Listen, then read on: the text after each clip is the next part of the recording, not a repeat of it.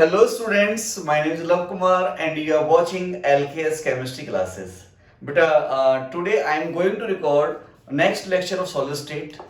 I think in my previous lecture I taught you about 2D close packing. Today I am going to teach you about 3D close packing of identical spheres. It is very important topic for all competitive exams like IIT, NEET and Olympiad also. सो आप guys इस जो आज का जो lecture है काफी important है। Even ये मैंने लिख भी दिया है, इससे आने वाले सारे लेक्चर्स जो सॉलिड स्टेट के होंगे वो पूरे के पूरे कॉम्पिटिटिव एग्जाम्स के ऊपर ही बेस्ड होंगे। ठीक है, एक छोटी सी इंफॉर्मेशन और देनी है। मैं नेक्स्ट टाइम से ऑर्गेनिक को रिवाइज करने का प्लान कर रहा हूँ, स्पेशली उन स्टूडेंट्स के लिए जो इस सेशन में आईआईटी मेंस एडवांस देने वाले हैं, ओलंपियाड लिखने वाले हैं, उनके लिए मैं बहुत ही अच्छे सेलेक्टिव क्वेश्चंस को मेरे टेलीग्राम ऐप पर पोस्ट करने जा रहा हूँ। टेलीग्राम ऐप की जो लिंक है वो इस वीडियो के डिस्क्रिप्शन में आपको मिल जाएगी और आप वहां जाकर उस ग्रुप को ज्वाइन कर सकते हो। जैसे मैं क्वेश्चंस पोस्ट करूंगा नेक्स्ट डे उसका डिस्कशन करेंगे अपन, पूरा एलेबोरेटेड डिस्कशन होगा। और मैं आपको विश्वास दिलाता हूं कि इन क्वेश्चंस के थ्रू मैं आपकी पूरी organic chemistry class 11th as well as class 12th की ऑर्गेनिक केमिस्ट्री इन क्वेश्चंस के थ्रू बहुत ही अच्छे से रिवाइज करा दूंगा।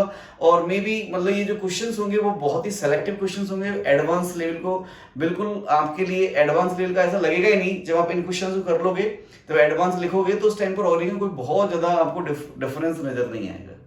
ठीक है दोस्तों, तो बगैर टाइम वेस्ट किए मैं स्टार्ट करता हूँ आज का ये लेक्चर। एक्चुअली मैंने बोर्ड पे लिख दिया है ऑलरेडी पहले से, बिकॉज नहीं तो वीडियो लंबा हो जाता। आज का हमारा टॉपिक ये है, आप इस पूरे को लिख लें वीडियो पॉज करके।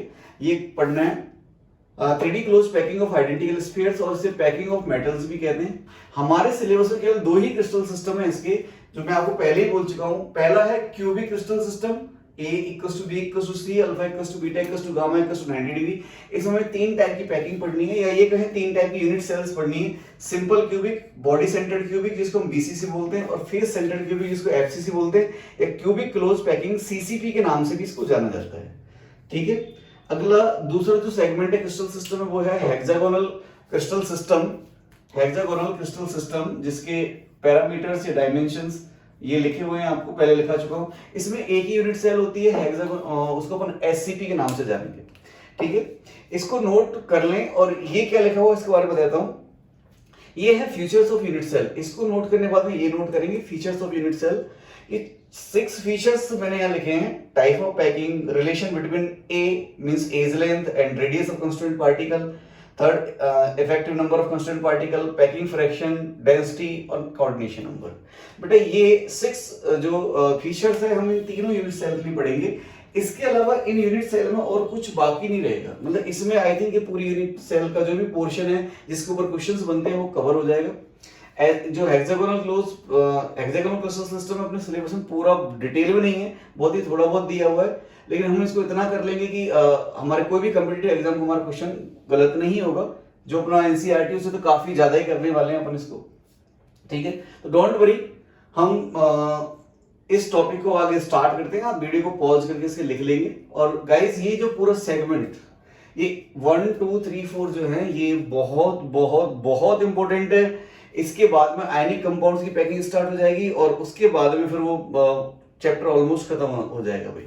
तो ये इस चैप्टर का मतलब आप ये मान सकते हो पूरा जान है। मतलब ये आता है तो ही आयनिक कंपाउंड की पैकिंग भी आती है, ये नहीं आता तो वो भी नहीं आता है आपको।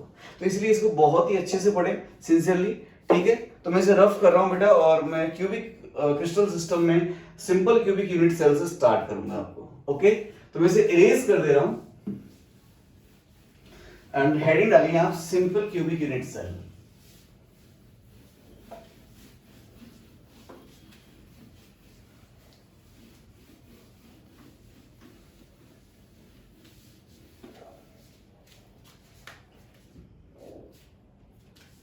Simple cubic unit cell. इसमें पहला फीचर आपको पढ़ना है टाइप ऑफ पैकिंग।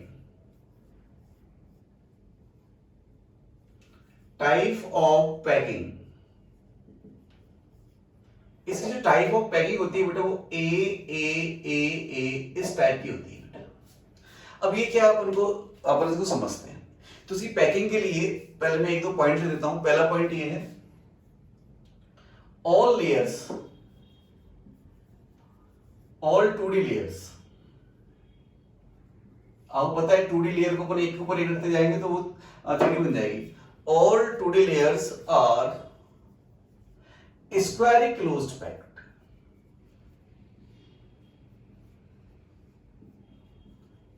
सारी जो लेयर्स होंगी वो स्क्वायरली क्लोज्ड पैक्ड होंगी। बेटा इस पैटर्न का मतलब पता है क्या है? जो पहली लेयर है ए फिर ए, मीन्स दूसरी लेयर पहली लेयर पर सुपर इंपोज हो रही है, मतलब जैसी पहली है एज इट इज उसके ऊपर सुपर इंपोज कर रही है, फिर ए मीन्स ये सारी जो लेयर्स हैं ऐसी सारी लेयर्स एक दूसरे के ऊपर बेटा सुपर इंपोज होंगी। All such layers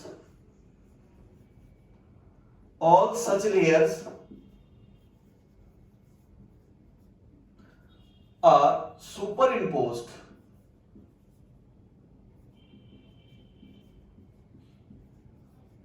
on each other। ये दो पॉइंट से आपकी ये पैकिंग आपको समझ में आ जाएगी। तो देखो मैं स्टार्ट करता हूं। पहले मैं एक 2D लेयर बनाता हूं, इससे आई होप विजिबिलिटी सही आ रही होगी। और बेटा देखो थोड़ा सा मान लें कि ये सब कंस्टेंट पार्टिकल स्फीरिकल हैं और टच भी कर रहे हैं आपस में ना।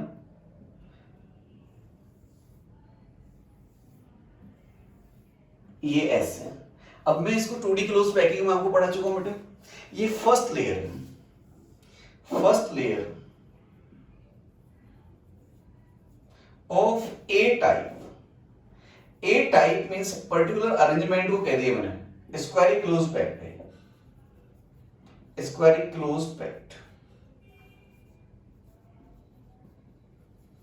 पर्टिकुलर इस अरेंजमेंट को ए टाइप कह दिया। अब ये ए सारे ए मतलब सारी ऐसी कैसी लेयर्स होंगी, तो मैंने ये लिख भी दिया है, all 2D layers are squarely closed packed, सारी होंगी। और जो सारी लेयर्स हैं all such layers are superimposed on each other, ऐसी कैसी दूसरी लेयर में यहां पे रख दूंगा, तो वो फिर तीसरी रख दूंगा, चौथी रख दूंगा, तो वो जो पैकिंग बनेगी वो आपकी सिंपल क्यूबिक पैकिंग बनेगी। और उसकी जो मैं यूनिट सेल की बात करूंगा तो देखो यूनिट सेल निकालते हैं अपन उसकी। ये सेंटर्स हैं, इन सेंटर्स को मैंने एक दूसरे से कनेक्ट कर दिया तो ये एक स्क्वायर बन गया। स्क्वायर में क्यों कह रहा हूं, देखो क्योंकि ये r है और ये r है, तो टोटल डिस्टेंस यहां पर कितने होगी बेटा 2r, और ये भी यहां से r और r टोटल डिस्टेंस कितने होगी 2r, सेम ये भी 2r और ये भी 2r। और देखो सेंटर टू सेंटर रखा हुआ सारे एंगल्स 90 डिग्री के। बेटा ये 2D लेयर का एक पोर्शन है जिसको अपन स्क्वायरली क्लोज पैकिंग पढ़ गए हैं, और ये सिंपल क्यूबिक यूनिट सेल जो 3D की अपन बात कर रहे हैं, 3D में पढ़ रहे हैं, उसका एक फेस बनने जा रहा है बेटा, एक फेस बनेगा। अब इसके ऊपर मैं दूसरी लेयर अरेंज करता हूं, तो देखो दूसरी लेयर अरेंज कैसे होगी बेटा। अब ये बोर्ड तो 2D है तो आप थोड़ा विजुलाइज करिए, सेम इसी के ऊपर सुपर इंपोज होगी, मतलब जो ये रेड पेन चल रहा है ना, ये सेकंड लेयर का है, इसी के ऊपर सुपर इंपोज हो जाएगी बेटा, ऐसे कैसे, ये सुपर इंपोज होगी ऐसे और ये सुपर इंपोज होगी ऐसे। मींस आप ये कह सकते हो, इससे इसको ऐसे कह सकते हो कि ये तो पहला जो है 2D पैकिंग का स्क्वायर सेंटर टू सेंटर मिला दिया, और मैंने यहां पर एक कंस्टेंट पार्टिकल्स रख दिए 1 2 3 और 4। ये कंस्टेंट पार्टिकल एडजेसेंट कॉर्नर्स को टच कर रहे हैं। देखो मतलब एडजेसेंट कॉर्नर के कंस्टेंट पार्टिकल, जैसे ये कॉर्नर है, इसका एडजेसेंट ये है और इसका ये है, इनको टच कर रहे हैं। ये इसको टच कर रहा है और ये इसको टच कर रहा है। देखो ये वाला है, इसको टच कर रहा है और इसको टच कर रहा है, बट ये डायगोनली टच नहीं कर रहे, ये और ये आपस में टच नहीं कर रहे। ठीक है, ये तो आपके फर्स्ट लेयर हो गई ए टाइप की। अब सेकंड लेयर को इसको ऊपर रख रहा हूं तो इसके ऊपर सुपर इंपोज कराऊंगा, बट वो 3D हो जाएगी तो ये बोर्ड में तो लिखा नहीं जा सकता, तो मैं ये मानो ऐसे रख रहा हूं, इसको ऊपर एज इट इज एक और लेयर रख रहा हूं, और वो लेयर ये इस कंस्टेंट पार्टिकल को ऊपर रखा हुआ है बिल्कुल सुपर इंपोज करते हुए, तो इसको यहां लिख दे रहा हूं, ये लिख दिया। ऐसे ही ये इसके ऊपर यहां पर सुपर इंपोज हो रहा है, इसके ऊपर यहां पे सुपर इंपोज हो रहा है, और इसके ऊपर यहां पे सुपर इंपोज हो रहा है, तो इनको मिलाऊंगा तो बेटा ये भी एक स्क्वायर बन जाएगा ऐसे, और अब मैं इनको आपस में मिला दूंगा तो ये क्यूब बन जाएगा बेटा। और देखो अब आप बताओ ये जो क्यूब बना है इसकी खास बात क्या है कि इसमें कंस्ट्रेंट पार्टिकल्स केवल कॉर्नर्स पर है, और केवल कॉर्नर्स पर किस में आते हैं? सिंपल यूनिट सेल में। आई टॉट यू, मैं पढ़ाया आपको simple, body centred, face centred. Simple में क्या होगा? सारे कंस्टेंट पार्टिकल्स केवल कहां पर होंगे? कॉर्नर्स पर होंगे। तो ये आपकी सिंपल क्यूबिक यूनिट सेल है। इस सिंपल क्यूबिक पैकिंग की जो स्मॉलेस्ट पोर्शन है ये सिंपल क्यूबिक यूनिट सेल होने जा रहा है बेटा। अब मैं इसके किसी एक फेस को हाईलाइट करता हूं। वैसे तो बनाया हुआ है बट फिर भी कर देता हूं ऐसे। इस फेस के बारे में बताता हूं आपको। ये फेस है, स्क्वायरिक फेस होगा ऐसे। और बेटा यहां पे देखो ये कंस्टेंट पार्टिकल, मान लो ये कॉर्नर है तो इसका एडजेसेंट कॉर्नर ये है और ये है, इसके कंस्टेंट पार्टिकल आपस में टच करेंगे, ये टच करेंगे, बट डायगोनली वाले टच नहीं करेंगे। ये इसको टच नहीं करेगा बट इसके कॉर्नर कंस्टेंट पार्टिकल इसको टच करेगा और इसको टच करेगा। ये टच है ऐसे, मान लो आप डायगोनली टच नहीं करेंगे। एक कॉर्नर अपने एडजेसेंट के कंस्टेंट पार्टिकल्स को टच करेगा। It is one of the face of simple cubic unit cell. Is that clear? I hope so आपको ये A टाइप की पैकिंग समझ में आ गई होगी। वापस रिपीट कर देता हूँ, इस सिंपल क्यूबिक यूनिट सेल को, सिंपल क्यूबिक पैकिंग को पढ़ने के लिए ये याद रखना जरूरी है कि सारी जो लेयर्स होंगी वो 2D क्लोज्ड पैक्ड होंगी, स्क्वायर 2D क्लोज्ड पैक्ड, और सबके सब एक दूसरे के ऊपर सुपर इम्पोज होंगी। पहली लेयर A है, as it is superimpose हो गई, मतलब वो भी A हो गई, फिर वापस A, फिर वापस A। ठीक है ना? ठीक है, तो ऐसे कैसे रिपीट होती जाएंगी। इसका स्मॉलेस्ट पोर्शन कट करेंगे तो अपन के पास में ये आएगा। तो ये टाइप ऑफ पैकिंग मैंने आपको एक्सप्लेन कर दी। दूसरा पॉइंट मैं इसमें बताता हूं आपको, relation between edge length A and radius of constant particle R। देखो R रेडियस है, आप लिख लेंगे इसे। तो इसमें कोई बहुत ज्यादा रॉकेट साइंस नहीं है। आप पता है कि इस क्यूब का यहां से यहां तक का ये सेगमेंट है, ये एज लेंथ कहलाएगी A, और जब ये A है तो ये भी A होगा, ये इसी का वन ऑफ द फेस है। और ये A देखो यहाँ R और R 2R के बराबर होने जा रहा है। जो ये क्यूब बना है बेटा ये इसकी एज लेंथ है, और आप पता है ना एडजेसेंट ये और ये एडजेसेंट कॉर्नर है, इन पे कंस्टेंट पार्टिकल टच कर रहे होंगे तो ऐसे कुछ होंगे, तो A हो जाएगा 2R हो जाएगा। थर्ड आपको मैं बताने जा रहा हूं इसमें जेड के बारे में, effective number of constant particle. ये तो अपन ऑलरेडी कर चुके हैं जब एम्पिरिकल फॉर्मूला निकाल के देता। सिंपल है, सारे के सारे कंस्टेंट पार्टिकल कॉर्नर्स पर हैं तो 8 कॉर्नर हैं, इनटू हर कॉर्नर का कंट्रीब्यूशन 1/8 है तो 1 हो गया। मींस इस टाइप की पैकिंग के यूनिट सेल में इफेक्टिवली एक ही कंस्टेंट पार्टिकल इसके अंदर आने वाला है और एक से ज्यादा नहीं आने वाले। अब मैं नेक्स्ट इसमें देता हूं आपको पैकिंग फ्रैक्शन। ठीक है, तो पैकिंग फ्रैक्शन देखें बेटा, पैकिंग फ्रैक्शन देखो, हम पैकिंग फ्रैक्शन के बारे में भी पढ़ चुके हैं, 2D में अपन ने पढ़ा था, और उस टाइम पर ही मैंने बता दिया था कि packing fraction 2D 3D 1D सबको एक बार थोड़ा थोड़ा बता दिया था।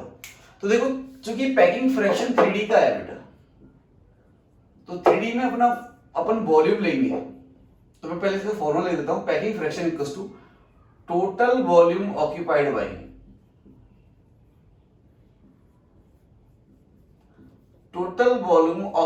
Bye constant particle upon volume of unit cell.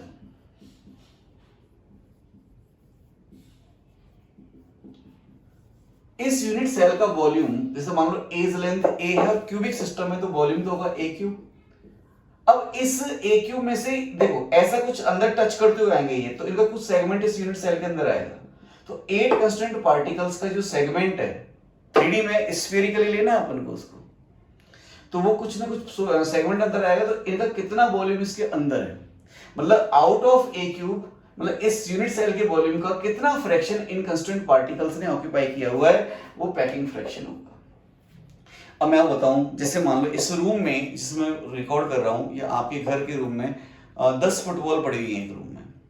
अब आपसे पूछा जाए कि इस फुटबॉल्स ने कितना वॉल्यूम ऑक्यूपाई किया है।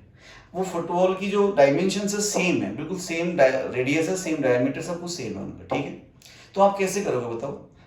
हम अलग अलग फुटबॉल के वॉल्यूम को ऐड करेंगे, या चूंकि आइडेंटिकल है तो हम एक फुटबॉल का वॉल्यूम मेजर कर लें और उसको टोटल नंबर से मल्टीप्लाई करते हैं, ऐसे ही करते हैं बेटा अपन। तो यहाँ पर इस पैकिंग फ्रैक्शन को मैं ऐसे लिख सकता हूं, क्योंकि आइडेंटिकल स्फीयर्स की पैकिंग चल रही है, तो एक स्फेरिकल शेप का जो कंस्टेंट पार्टिकल है, देखो 3D में कंस्टेंट पार्टिकल की शेप स्फेरिकल लेंगे अपन, ठीक है ना। तो 4/3 pi r cube into Z कर देता हूं इसको बेटा मैं, अपॉन टोटल वॉल्यूम ए क्यूब कर देता हूं, ठीक। ये पैकिंग फ्रैक्शन आ गया भाई। वॉल्यूम ऑफ यूनिट सेल कैसी, क्यूबिक है तो ए क्यूब आ जाएगा। अब मैं इसको सॉल्व कर सकता हूं आगे, और कैसे, हमें पता है चूंकि a इक्वल्स टू 2r है और z इक्वल्स टू 1 है बेटा, फॉर सिंपल क्यूबिक। तो पैकिंग फ्रैक्शन क्या आ जाएगा मैं बताऊं, z1 into 4/3 pi r cube upon 2r का होल क्यूब, 2r का होल क्यूब मतलब 8r क्यूब आएगा, ये कट जाएगा, और इसको सॉल्व करोगे जब आप π/6 आएगा ये, और π/6 आएगा 0.52 के आसपास। मींस पैकिंग इफिशियंसी या परसेंटेज पैकिंग और पैकिंग इफिशियंसी आने जा रही है बेटा 52% के आसपास, नियर इक्वल्स टू 52% के आसपास। तो वॉइड मींस एम्प्टी स्पेस कितना बचेगा आपका, 48% के आसपास। देखो 2D में अपन ने जब पैकिंग फ्रैक्शन पढ़ा था, तो 2D में हम हमेशा एरिया कंसीडर करेंगे। तो पैकिंग फ्रैक्शन क्या लिखा था, total area occupied by constituent particle upon area of unit cell. 3D में एरिया को रिप्लेस कर देना है वॉल्यूम से, ठीक है। और 1D में जो क्या होगा, वो केवल डिस्टेंस या लेंथ रह जाएगी। तो पैकिंग फ्रैक्शन समझ में आ गया। अब मैं पैकिंग फ्रैक्शन के ऊपर एक क्वेश्चन करता हूं आपको, मैं बोर्ड इरेज कर देता हूं पहले। देखो बच्चा,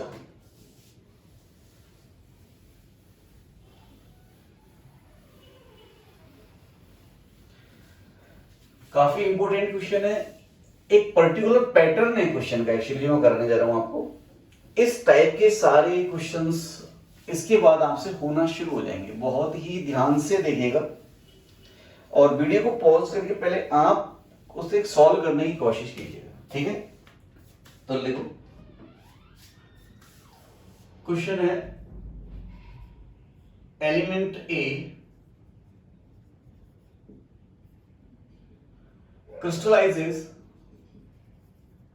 crystallized in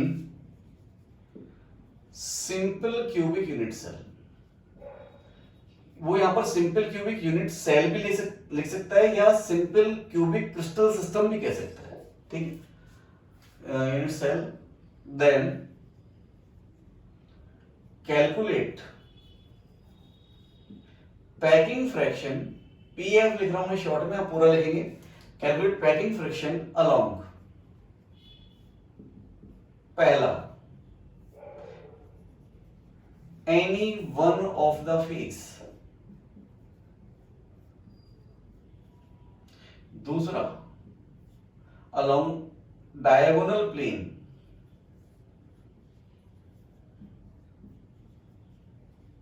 तीसरा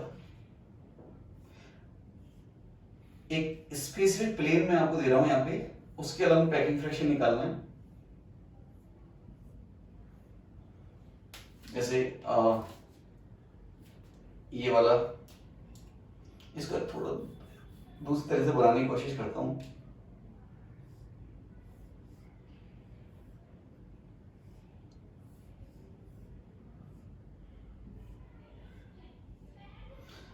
ये वाला plane,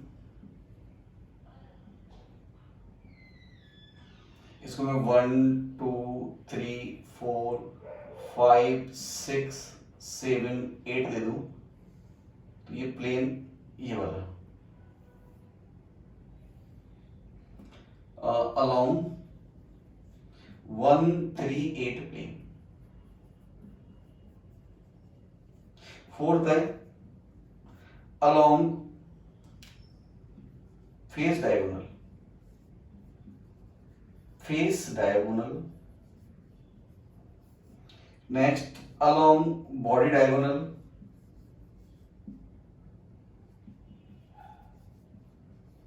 and next along edge। Any one of the as.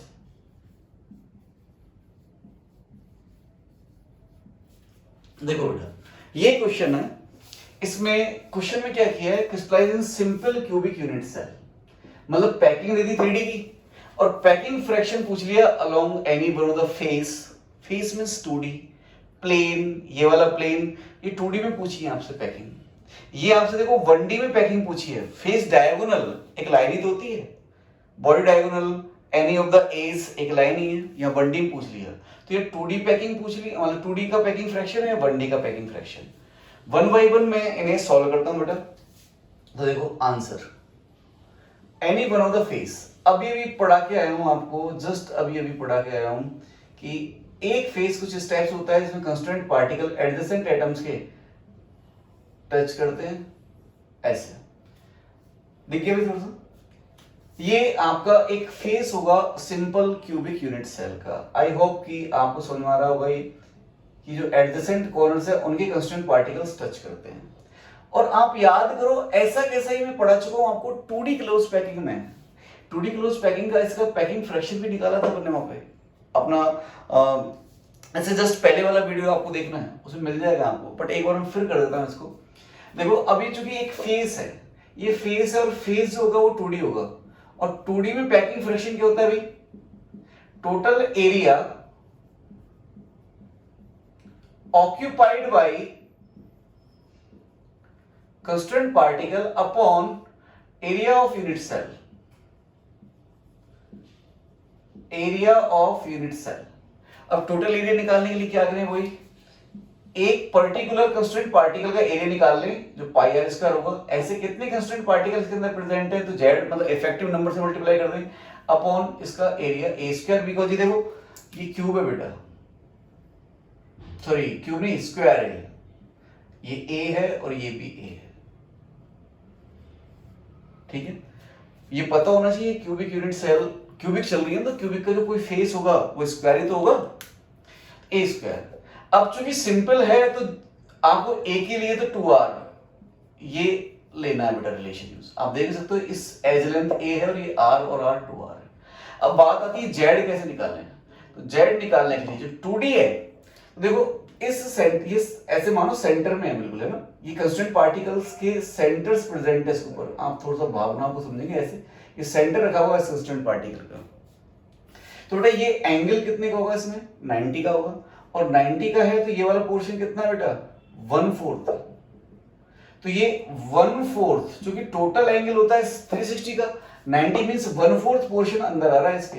और ऐसे कितने कंस्टेंट पार्टिकल है, 4 हैं, तो ये पोर्शन तो अंदर आ रहा है इनटू टोटल कंस्टेंट पार्टिकल इसमें 4 हैं, एक फेस के अंदर बात कर रहे हैं अपन। अब ये मत कहना कि सर आपने तो कॉर्नर का 1/8 लिखा है, बेटा वो 3D में है 1/8, ये एक फेस है।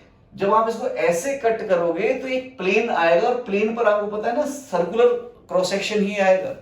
आप किसी रिजिड स्फीयर को उसके सेंटर से ऐसे कट करोगे तो जो क्रॉस सेक्शन आएगा वो सर्कुलर आएगा ना कि स्फेरिकल। 2D में हमेशा सर्कल की बात करेंगे, तो सर्कुलर है तो उसका 1/4 लेंगे, मैं पढ़ा चुका हूं आपको पहले भी, ये आएगा 1। तो पैकिंग फ्रैक्शन इसका आता है 1 into pi r square upon 4r², ये कट जाता है, इट इज π/4, और π/4 आई थिंक इज 0.785 के आसपास होता है।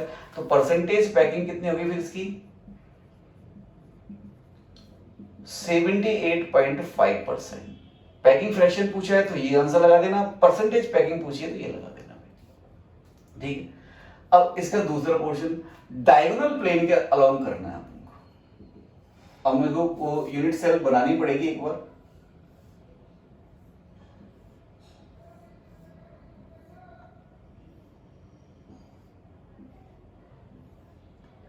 ये है, इसमें कंस्टेंट पार्टिकल्स यार है, केवल कॉर्नर्स पर है। अब वो दिखाऊंगा मैं हमेशा ऐसे ही, क्योंकि बड़े बड़े दिखाऊंगा ना तो फोटो काफी अजीब सा हो जाएगा, ये डायग्राम जो एडजेसेंट कॉर्नर्स टच कर रहे होंगे। अब देखो यहाँ पर आपको जानना जरूरी है कि व्हाट इज डायगोनल प्लेन। मेरे सेकंड लेक्चर में मैंने आपको ये सारी चीजें बताई थी कि क्यूब के कौन कौन से है, मतलब एज होता है, कॉर्नर होता है, लोकेशंस के बारे में बताया था, उनके कंट्रीब्यूशंस के बारे में बताया था। तो आपको पता होना चाहिए, अदरवाइज आप इक्वेशंस को नहीं कर पाओगे। बेटा ये एक डायगोनल प्लेन है,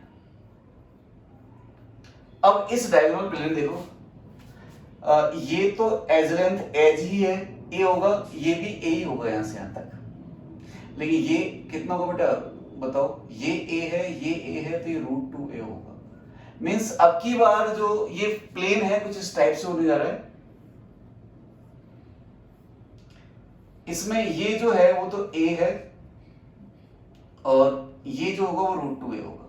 पहले इसको मैं कंस्ट्रेंट पार्टिकल लिख दूं, देखो ये कॉर्नर और ये कॉर्नर एडजेसेंट है तो ये टच करेंगे, तो यहां पर इसका कंस्ट्रेंट पार्टिकल और इसका कंस्ट्रेंट पार्टिकल टच करेंगे, बट ये और ये डायगोनल कॉर्नर से ये टच नहीं करेंगे, तो ये वाला कॉर्नर मैं यहां लेकर आऊं तो ये टच नहीं करेगा, ऐसे ही ये वाला कॉर्नर इसको टच नहीं करेगा, बट ये आपस में एडजेसेंट है तो ये एक दूसरे टच करेंगे ऐसे, और यहां से यहां तक ये a है जो 2r के बराबर है, और ये यहां से यहां तक √2a है।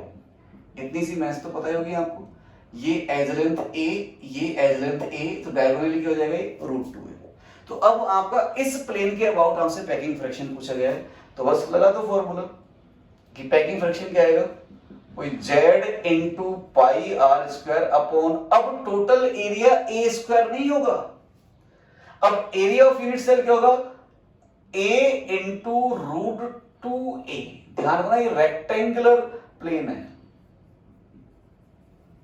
रेक्टेंगुलर प्लेन, बात समझ आया बेटा, ये रेक्टेंगुलर प्लेन है, तो पैकिंग फ्रैक्शन अब इसका आएगा, z की वैल्यू तो वही बनानी है, 1/4 ही आएगा सबके अंदर, इसके अंदर तो z की वैल्यू तो 1, मैं साइड में ले देता हूं कहीं पे कि 1 इंटू पाई आर स्क्वायर, पहले तो इसको लिख दूं √2, और a की वैल्यू कितनी बेटा 2r, ऐसे लिख दो पहले तो √2a स्क्वायर, और a की जगह लिख देंगे अपन पाई आर स्क्वायर अपॉन √2 और 2r का होल स्क्वायर, तो कट जाएगा यहां से आर स्क्वायर, तो आ जाएगा पाई 4√2।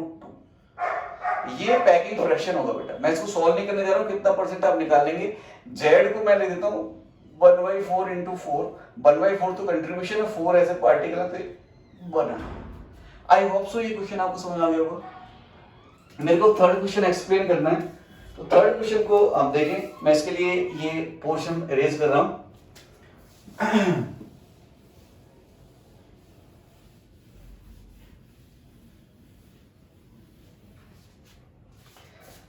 इस प्लेन के अकॉर्डिंग अपन को निकालना है, इस प्लेन के अकॉर्डिंग देखो इसको समझिएगा। समझाने के लिए मैं अब की बार क्यूब थोड़ी दूसरी स्टाइल से बनाने की कोशिश करता हूं, यदि ठीक बनता है तो।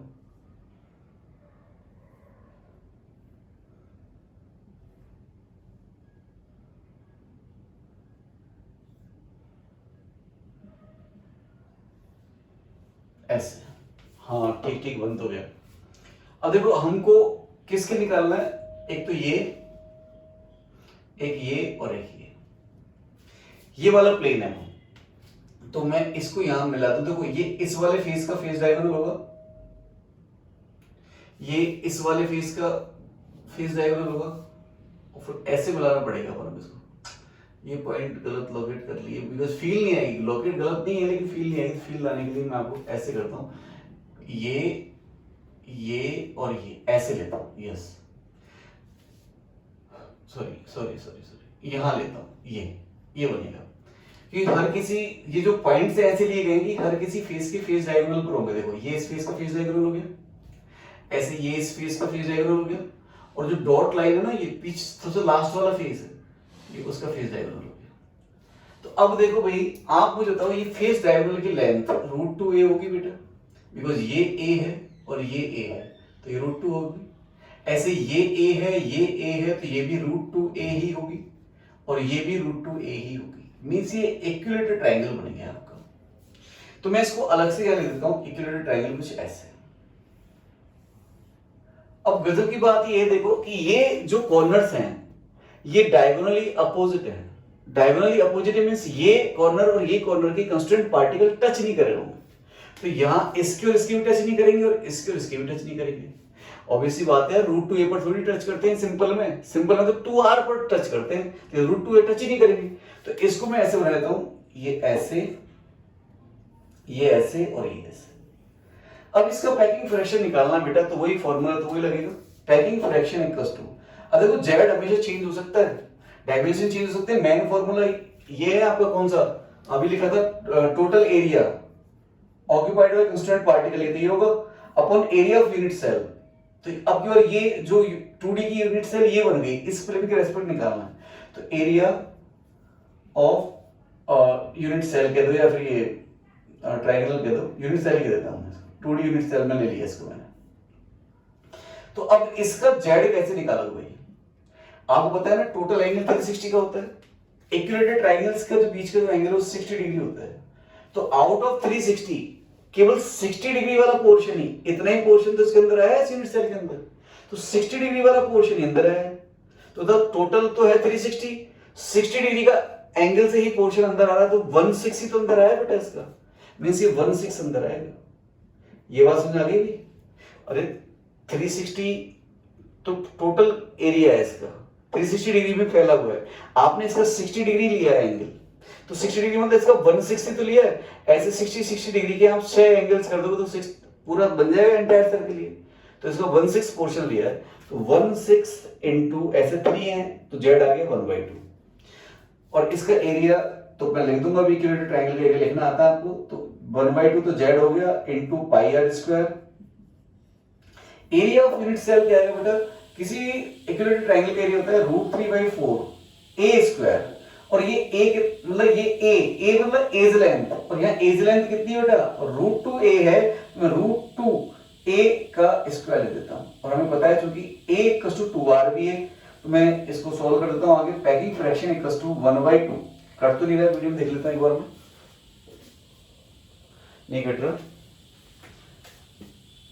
1/2 ये पाई आर स्क्वायर अपॉन √3/4, ये हो जाएगा √2 ए की जगह 2r का होल स्क्वायर, तो ये पाई आर स्क्वायर बाई 2 ऐसे अपॉन √3/4, 2 का स्क्वायर 4, √2 का square 2 into r square, r square से आर स्क्वायर कट जाएगा, अब आप देख लो इसको 4 से 4 कट जाएगा, तो आई थिंक ये 2 नीचे आ जाएगा, तो पाई बाई 4√3, ये इसका आंसर होगा बेटा। मैं इसको कैलकुलेट नहीं कर रहा हूं, यही छोड़ रहा हूं, पाई√3, ये इसकी पैकिंग फ्रैक्शन होगा। ये थर्ड क्वेश्चन अपन ने कर लिया है। फोर्थ, फिफ्थ एंड सिक्स्थ ये बहुत ही सिंपल से क्वेश्चन है, इसमें इतनी कैलकुलेशन ही नहीं होने वाली। तो देखो आप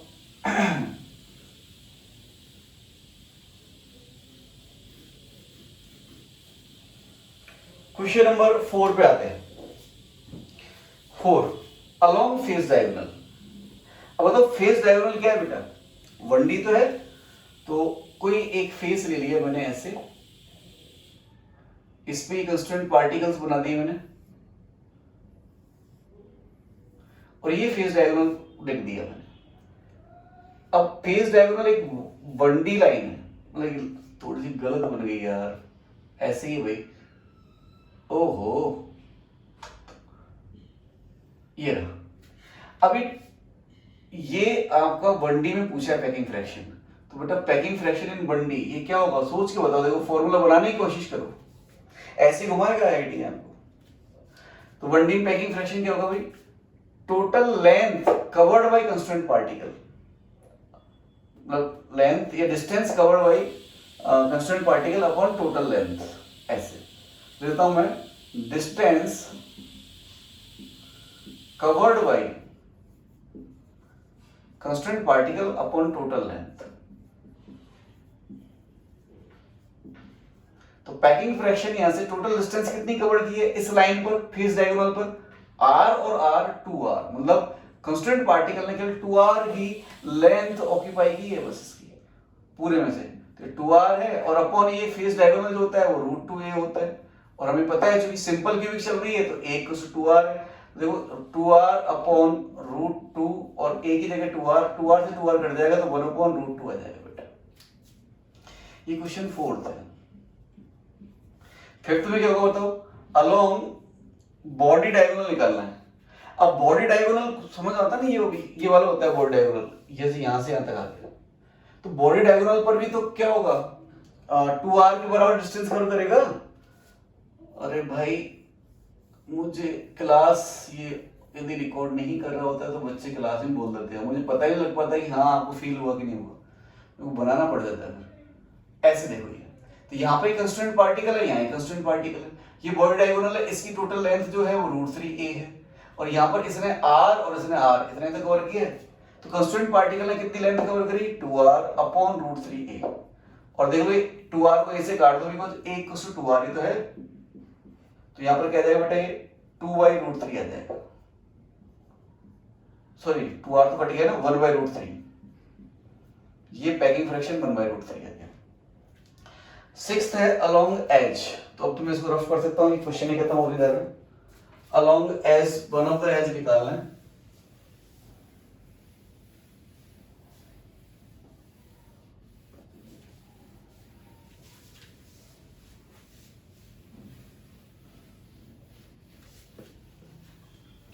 कंसिस्टेंटली बेटा आप पढ़ें, ऐसे नहीं होगा, और आपको नोट्स बनाने होंगे, आप नोट्स बनाएं, और ट्रस्ट मी आपको जो इस बोर्ड पे मैं पढ़ा रहा हूँ, ये आप किसी भी कॉम्पिटिटिव एग्जाम की तैयारी कर रहे हो उसके लिए मोर देन एनफ है।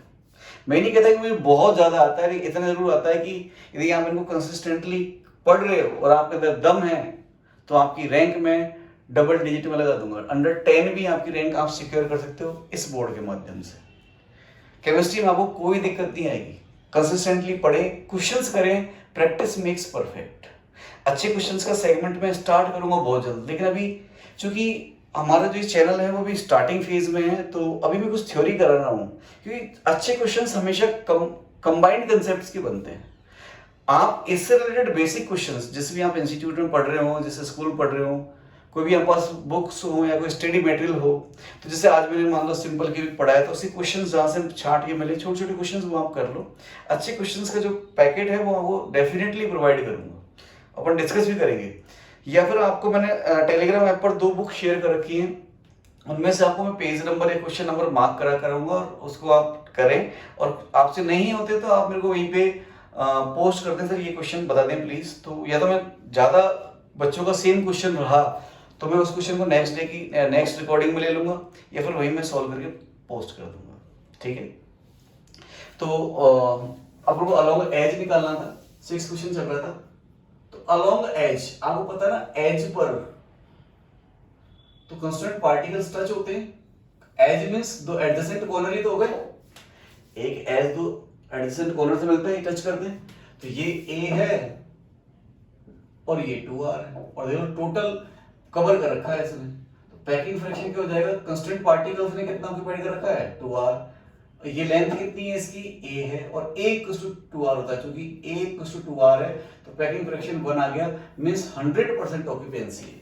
मतलब इस एज पर कोई भी छोटा सेगमेंट भी ऐसा नहीं होगा जो एम्प्टी हो जिस पर कांस्टेंट पार्टिकल ना हो। तो this is all about packing fraction. हम इस सिंपल यूनिट सेल के 4 फीचर्स पढ़ चुके हैं। देखो सिंपल यूनिट सेल रियल में सिंपल है, इसमें बहुत ज्यादा कुछ नहीं है, मजा तो आपको एफसीसी और एससीपी में आएगा, वो दिमाग की नसें खोल देंगे पूरे। पैकिंग ही इतनी जबरदस्त होती है उसकी कि बहुत मजा आने वाला है आपको। 4 पढ़ चुके हैं अपन, कौन कौन से, type of packing, effective number of constant particle, relation between A and R, and packing fraction. तो मैं 5th उठाता हूं बच्चा इसका। 5th है आपके पास में डेंसिटी। देखो भी डेंसिटी, अब बोलो सर इसमें क्या खास बात है, बड़ी बात है, हम तो पढ़ के आए हैं इसको already. Density mass by volume होती है। यस बेटा, डेंसिटी मास बाय वॉल्यूम ही होती है सॉलिड्स वगैरह के लिए, तो अपन वही यूज करेंगे, बट यहां मैं यूनिट सेल की डेंसिटी की बात करूंगा। अब आपको सर वो कौन सी बड़ी बात है, आपने अपने लेक्चर में तो बोला था कि डेंसिटी चाहे यूनिट सेल की निकालो चाहे एंटायर क्रिस्टल की निकालो सेम ही आती है, बिल्कुल सेम आती है, बट उसे निकालते कैसे हैं उसके ऊपर भी क्वेश्चंस बनते हैं, तो अपन देख लें एक बार। तो डेंसिटी ऑफ यूनिट सेल,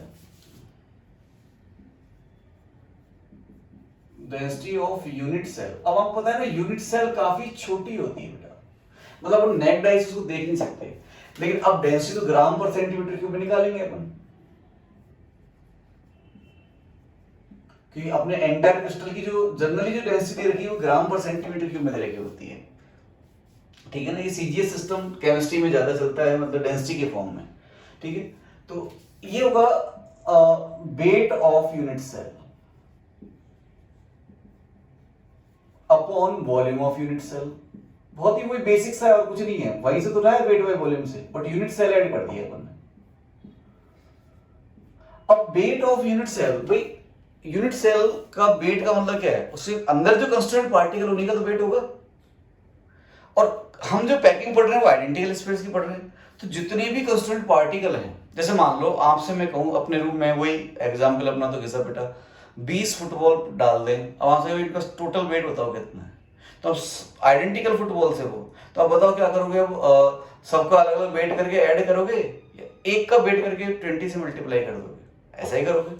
तो अब हम क्या आइडेंटिकल स्पेस पढ़ रहे हैं, तो वेट ऑफ यूनिट सेल होगा एक पार्टिकल का वेट m इनटू टोटल कितने पार्टिकल्स हैं z। अब देखो यहां एक थोड़ा सा एक चीज ऐड कर रहा हूं मैं, यूनिट सेल में कंस्टिट्यूएंट पार्टिकल अपनी एटॉमिक या आयनिक फॉर्म में होंगे और उनका वेट जनरली एएमयू में दिया जाता है। यूनिट सेल तो बहुत छोटा सा पोर्शन है ना, ऐसे एटॉमिक लेवल पर बात कर रहे हैं अपन, और यहाँ डेंसिटी अपन चाहिए ग्राम पर सेंटीमीटर क्यूब में। तो आपने एक रिलेशन पढ़ा होगा क्लास 9th में कि वन अपॉन Na ग्राम इक्वल होता है 1 AMU। ठीक है नहीं, ठीक है, या AMU को ग्राम में कन्वर्ट करने का तरीका है। तो इसका जो मास होगा वो AMU में होगा बेटा। एक यूनिट सेल में कंस्टिट्यूएंट पार्टिकल्स, मैं फिर बोल रहा हूँ, एटॉमिक फॉर्म होंगे, AMUs में मास होंगे, बहुत ही छोटा सा पोर्शन है, और डेंसिटी चाहिए मेरे को ग्राम में, तो इसको मेरे को ग्राम में चेंज करने के लिए Na से डिवाइड करना पड़ेगा। तो अब ये जो मास बना वो ग्राम में बन गया, और यहाँ volume of unit cell AQ। अब इसको हम सेंटीमीटर क्यूब में लिखेंगे, तब जाके क्या आएगा बेटा, ये ग्राम पर सेंटीमीटर क्यूब बनेगी। तो अब इसकी जो यूनिट है वो ग्राम पर सेंटीमीटर क्यूब बन गई। तो आप इसको लिख सकते हो ऐसे, डेंसिटी का फॉर्मूला, ये किसी भी टाइप की यूनिट सेल के लिए वैलिड है, Z into M upon Na into a cube, और ये ग्राम पर सेंटीमीटर क्यूब में होगा। ए हमेशा सेंटीमीटर क्यूब में आपको लिखना पड़ेगा इसका। ठीक है, ये तो देखो ये वाला पोर्शन तो ग्राम में आ चुका है, अब ए को आपको सेंटीमीटर लिखना पड़ेगा हमेशा। ए मतलब edge length will be, edge length will be in centimetre. ठीक है, ये आपकी डेंसिटी हो गई। अब इसका ऊपर एक दो क्वेश्चंस कर लेते हैं डेंसिटी के ऊपर। जैसे एक क्वेश्चन करता हूं मैं, चलो क्वेश्चन, अच्छा यहाँ एम क्या है, एम को आप मोलर मास कह सकते हो, और इसको आप मॉलिक्यूलर मास या एटॉमिक मास भी कह सकते हो। मॉलिक्यूलर, यदि मॉलिक्यूल है तो मॉलिक्यूलर मास और एटॉमिक मास। मोलर मास और एटॉमिक मास में क्या डिफरेंस होता है भाई, ऐसे मान लो हीलियम है, हीलियम का एटॉमिक मास 4 AMU होता है बेटा, तो हीलियम का मोलर मास 4 ग्राम पर मोल हो जाएगा। ये पता है ना आपको, ना पता बता दो भाई, AMU ग्राम में चेंज करो।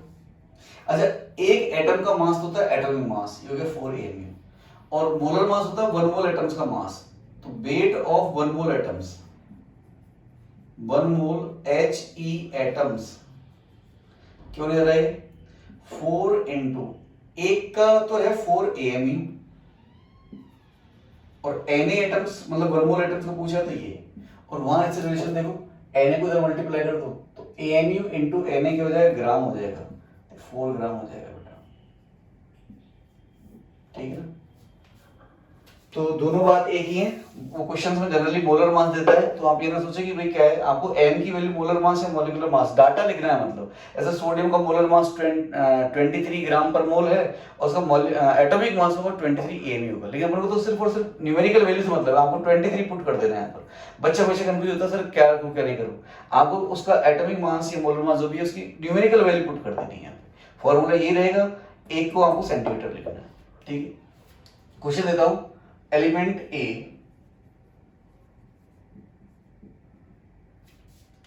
crystallizes in crystallized in simple cubic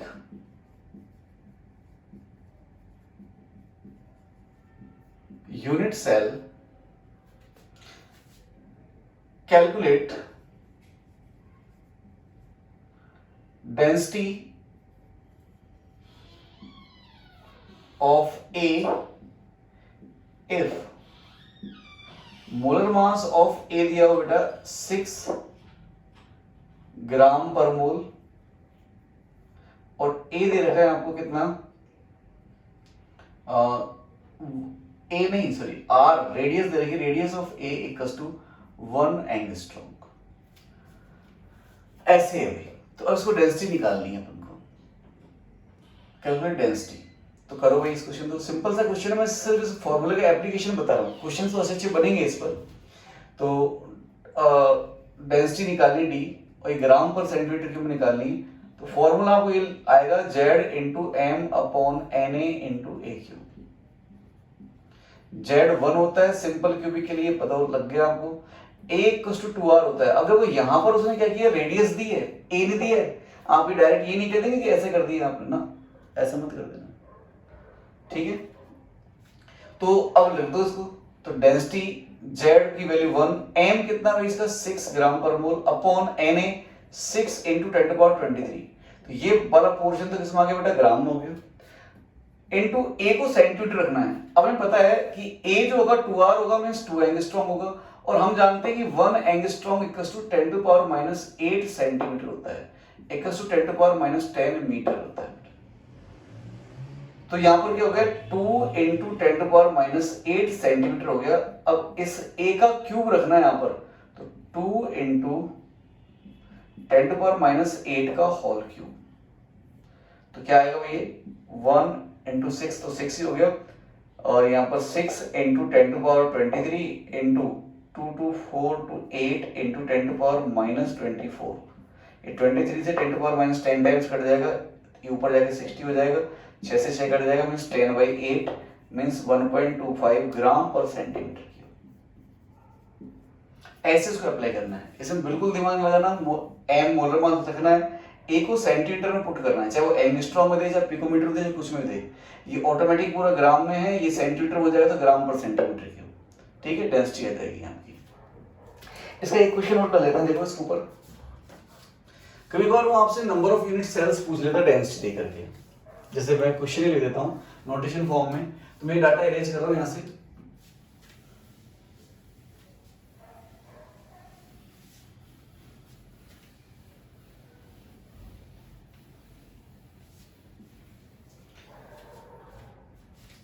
question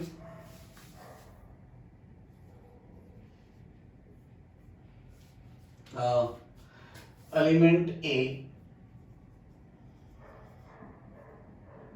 crystallized in simple cubic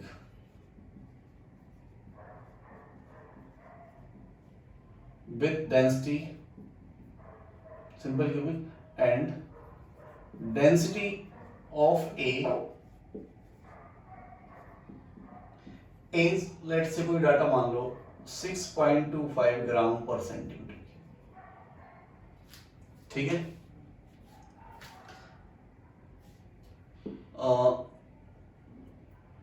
आपसे पूछा है इसने calculate number of unit cells, कौन सी unit cells, simple unit cells in 100 gram of A, ये कैलकुलेट करना है आपको, और गिवन है आपको edge length of unit cell, edge length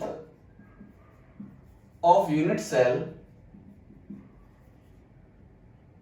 is 2 angstrom मान लो, ऐसे आपसे नंबर ऑफ यूनिट सेल्स पूछी है 100 ग्राम में, 100 ग्राम ऑफ ए में, और ये डेंसिटी दे रखी है।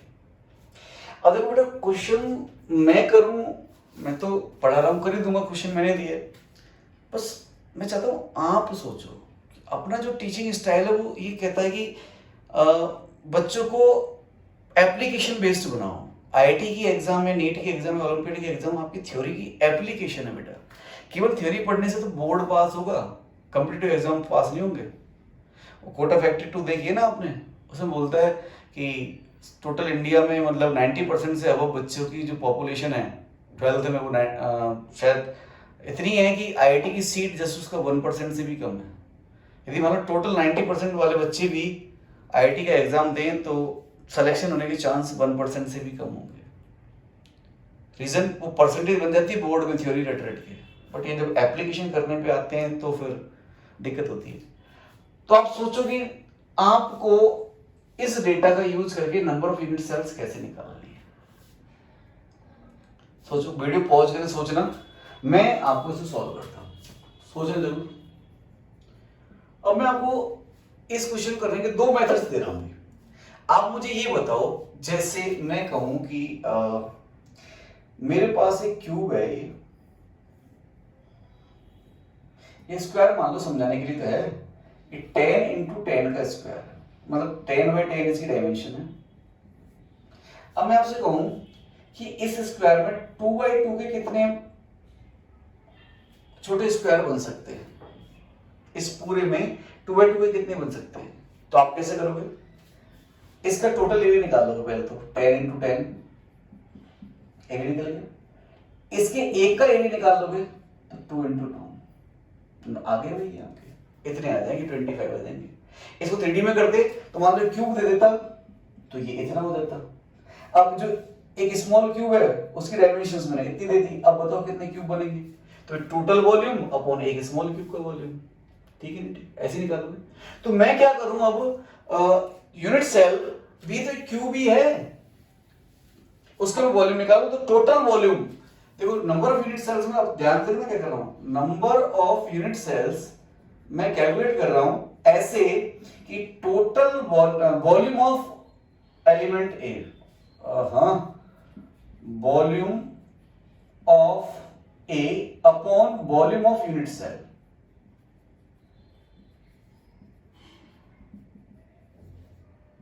बन जाएगा मेरा काम, आया समझ में? देखो एक्चुअली मुझे ये सिखाना है, कैलकुलेशन तो आप ही कर लोगे यार, ये सोच सिखानी है आपको, ये कैसे करना है। अब वॉल्यूम ऑफ यूनिट सेल तो बहुत ही इजी है, क्योंकि क्यूबिक सिस्टम है, ये देखो क्यूबिक अंडरलाइन कर देता हूं, क्यूबिक सिस्टम है, और यहाँ पर जो एज लेंथ है वो 2 एंगस्ट्रॉम दे रखी है, तो बस ए का क्यूब कर देंगे, आ जाएगा ये। तो ए का वॉल्यूम कैसे निकालें, तो बस हो गया काम, कैसे निकालें, तो ए के लिए अपन को डेंसिटी दे रखी है और उसका मास दे रखा है, और डेंसिटी और मास गिवन हो तो आई थिंक कि वॉल्यूम निकाला जा सकता है। तो आपको पता है ना डेंसिटी क्या होती है, density equals to mass upon volume. अब आपको सर अभी तो आपने ये फॉर्मूला लिखा, बेटा ये यूनिट सेल का है, अपन इस पूरे ए का निकाल रहे हैं मतलब वॉल्यूम, तो सिंपल आप इससे निकाल लो। तो वॉल्यूम क्या हो जाएगा फिर इसका, यहाँ पे मास 100 ग्राम और डेंसिटी 6.25 ग्राम पर सेंटीमीटर क्यूब। तो शायद 8 टाइम्स कर जाएगा, 8 सेंटीमीटर क्यूब आएगा। हाँ 25×4 नहीं 25 के 100 और 25 के लिए 4 जाना पड़ेगा, तो 25 को 4 बार 4 16 बार घटेगा शायद, 12.5 होगा, 12.5 कितना घटेगा यार, 16 बार घटेगा। यस भाई कैलकुलेशन देख लेना आप इसको, 6.5 का 6.25 का डबल 12.5, फिर उसका डबल 25, तो इसको मल्टीप्लाई कर दिया 4 से तो 25 आ गया, फिर 4 से, ठीक है 16 आ गया, 16 सेंटीमीटर क्यूब। तो अब number of unit cells 16 centimetre cube, ये वाला फॉर्मूला लगा रहा हूं मैं अभी यहाँ पे, volume of A upon volume of unit cell 2 angstrom का होल क्यूब, तो 16 centimetre cube upon 2 to 4 to 8 angstrom का होल क्यूब। यूनिट्स सेम नहीं है तो कट नहीं कर सकते, तो अपन को पता है, अभी तो पढ़ गए हैं अपन, 1 एंगस्ट्रॉम इक्वल्स टू 10⁻⁸ सेंटीमीटर, तो इसको क्यूब करना है, तो 1 एंगस्ट्रॉम का cube equals to 10⁻24 centimetre cube. इसको रख दो यहाँ पर, तो ये हो जाएगा 16 सेंटीमीटर क्यूब अपॉन 8 इंटू 10⁻24, ये भी सेंटीमीटर क्यूब कट जाएगा, ऊपर चला जाएगा, तो 2 इंटू 10⁻24, ये आंसर आ गया भैया आपका। कट तो नहीं रहा, मैं वीडियो में देख लेता हूँ इसको। नहीं कट रहा बेटा। इसे करने का एक अल्टर मेथड भी है। देखो अब कोई बच्चा सोच रहा होगा सर जैसे आपने हमें ये बताया ना तो मेरा भी दिमाग चलने लगा। अब तो भाई आपने वॉल्यूम से क्यों, हम तो मास से भी तो कर सकते हैं। बिल्कुल कर सकते हो। कैसे सर? जैसे आपने कहा कि भाई volume of A upon volume of unit cell से समझाया तो उस टाइम समझ में आ गया। जैसे मान लो एक बड़ा पैकेट है, उसका वेट 100 kg है और उसमें छोटे छोटे पैकेट रखे हुए हैं 100 ग्राम ग्राम के, तो कितने पैकेट्स आएंगे? तो 100 kg अपॉन 100 ग्राम कर देंगे, नंबर ऑफ पैकेट्स आ जाएंगे। तो ऐसे में नंबर ऑफ यूनिट सेल्स को कैसे लिख सकता हूं? Alternate number of unit cells is equals to mass of A upon mass of unit cell.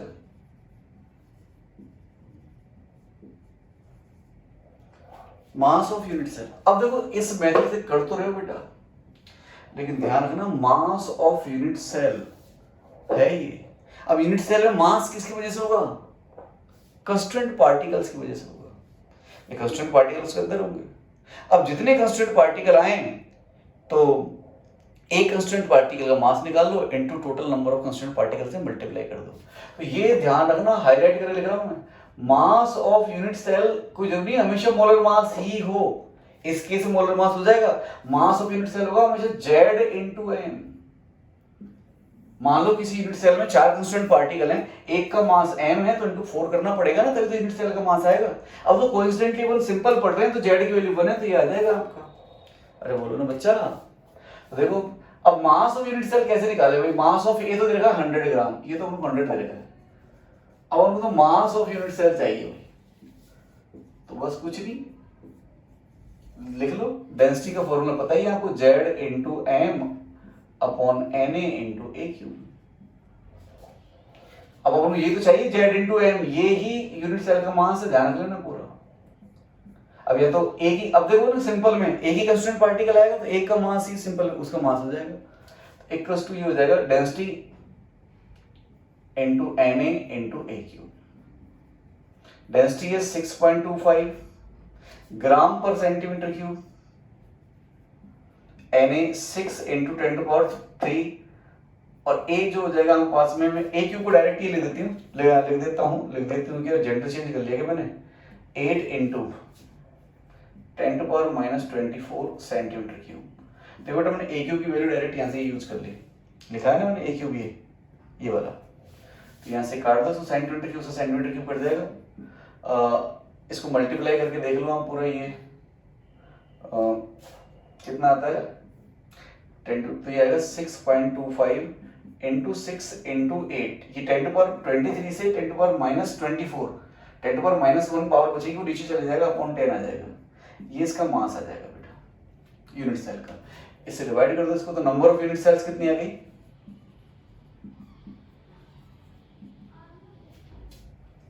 ठीक है। ये जो इसका मास आया बेटा, देखो ये Z इंटू एम, ये AMU आया है, इसको ध्यान रखना आप हो सकते तो ग्राम है, ग्राम आए तो यदि ग्राम लिखो तो ग्राम पर मोल लिखो, फिर इसको यदि आपने ग्राम लिखा है तो ग्राम पर मोल लिखना है आपको इसको। कि आप समझो बेटा एक यूनिट सेल का मास, देखो प्रैक्टिकली सोचो, एक यूनिट सेल इतनी स्मॉल पोर्शन है कि उसमें एटॉमिक लेवल के पार्टिकल्स आएंगे, उनका मास ग्राम हो सकता है क्योंकि मास तो एमयू में होता है। अभी भी बताया आप एमयू यदि एक कंस्टेंट पार्टिकल है तो उसका वेट क्या होगा? या तो जैसे मान लो हीलियम का एक एटम आ गया यूनिट सेल के अंदर, तो what is weight of unit cell of helium? तो आप सर 4 AMU, या तो 4 AMU कह दो इसको, चाहे 4 ग्राम पर मोल कह दो कि सर ऐसी 1 मोल यूनिट सेल होंगी तो उसका वेट 4 ग्राम होगा। बात तो वही है ना बेटा, एक unit cell 4 AMU per unit cell, या फिर 4 gram per mole of unit cell, 4 gram per mole of unit cell ऐसे आ जाएगा भी। तो नंबर ऑफ यूनिट सेल क्या है 100 अपॉन मास 6.25 इंटू 6 इंटू 8, अब नीचे वाला 10 ऊपर चला जाएगा, ये ऊपर वाला ग्राम था नीचे वाला ग्राम पर मोल था, तो ग्राम से ग्राम कट जाएगा, मोल ऊपर चला जाएगा, it is 1000 upon 6 into 25 into 6 into 8 और ये मोल अपन को तो नंबर निकालना तो मोल Na के बराबर होता है तो 1000 इंटू Na होता है 6 इंटू 10⁻23 अपॉन 6.25 इंटू 6 इंटू 8 और आप करोगे तो इसको 2 इंटू 10⁻24 आ जाएगा आंसर। तो ये वाला पोर्शन समझ में आया नहीं आया आपको?